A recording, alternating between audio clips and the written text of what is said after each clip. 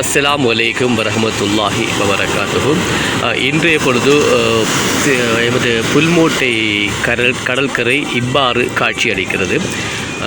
சொல்லப்போனால் சற்று அமைதியாகத்தான் இருக்கிறது. கடல் அவ்வளவு சீரியஸாக இல்லாமல் அமைதியாக இருக்கிறது.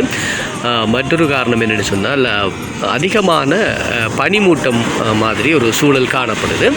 அதிகமான புகைமூட்டம் பனிமூட்டம் காணப்படுவதை நீங்கள் அவதானிக்கின்றீர்கள். இன்றைய பொழுது இருக்கின்ற நிலைமை 2025 12ஆம் மாதம் 2ஆம் திகதி.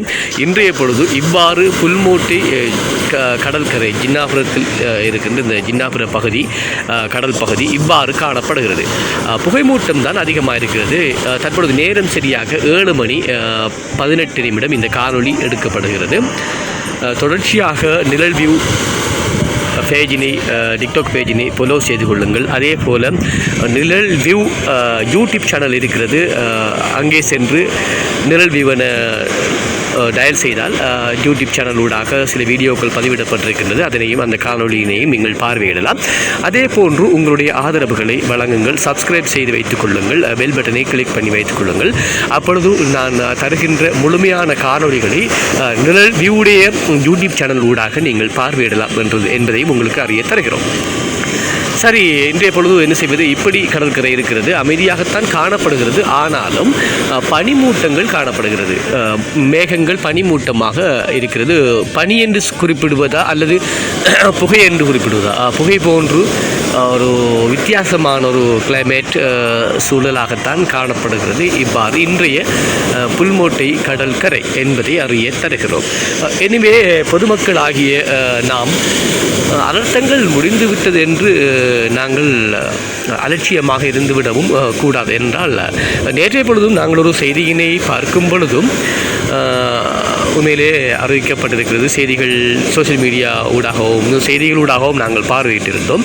இன்னும் சூறாவளி அடிப்பதாகவும் தாளமுக்கம் இருப்பதாகவும் குறிப்பிட்டிருந்தார்கள். அதே போன்று எனவே தற்பொழுது உண்மையிலே நியூஸ்கள் செய்திகளிலே வருகின்ற விடயங்களை பின்பற்றி நடக்கக்கூடிய ஒரு கட்டம்தான் வந்திருக்கிறது. என்ன காரணம் என்று சொன்னால், இந்த இப்படியான சூழல்கள் புகைமூட்டமாக பனிமூட்டமாக காணப்படுகின்ற பொழுது அச்சமாகத்தான் இருக்கிறது. அவதானமாக இருக்க வேண்டும். இடம்பெயர்ந்தவர்கள் தங்கள் வீடுகளுக்கு சென்றாலும் முக்கியமான பாதுகாப்புகள், அதாவது பேர்த் சர்டிஃபிகேட் போன்ற முக்கியமான பொருட்களை நீங்கள் பாதுகாத்து கொள்ளுங்கள். அவதானத்தோடு இருங்கள். எப்பொழுதும் எச்சரிக்கையோடு இருங்கள். அதில் உண்மையிலே உங்களுடைய பிள்ளைகளை அதிகமாக வெளியில் கடைக்கு அனுப்பி வைப்பதோ வேலை வெட்டிக்கு அனுப்பி வைப்பதோ அதெல்லாம் கொஞ்சம் குறைச்சிக் கொள்வோம். பெரியவர்களாகிய நாம் தான் கடை தெருவுகளுக்கு செல்ல வேண்டும். அன்றைய பொழுதும் நான் பார்த்த பொழுதும் சிறுமி 2 சிறுமிகளை மழை பெய்து கொண்டிருக்கின்றது, காற்று வீசி கொண்டிருக்கின்றது, ஒரு கடை தெருவுக்கு அனுப்பி வைத்திருந்தார்கள். அப்படியான தவறுகளை நிச்சயமாக நீங்கள் செய்ய வேண்டாம். எனவே அவதானத்தோடு இருங்கள். தற்பொழுது மேலே கடற்கரையிலே பொதுமக்களும் ஒரு சில பொதுமக்கள் பார்வையிட்டு கொண்டு இருக்கிறார்கள். கடல் என்றால் அமைதியாக, அலைகள் அமைதியாக காணப்படுகிறது. ஒரு பனிமூட்டம் தான் ஒரு காரணமாக இருக்கிறது. கடல் தொழிலுக்கும் 2-3 படகுகளும் புல்மோட்டையை பொறுத்தவரையில் இன்று பொழுது கடல் தொழிலுக்கு சென்றிருக்கின்றார்கள். அதுவும் ஒரு சந்தோஷமான விடயம். எனிவே எமது நாடு வளமைக்கு திரும்ப வேண்டும் என்று இறைவனிடம் நாங்கள் பிரார்த்தனை செய்கின்றோம்.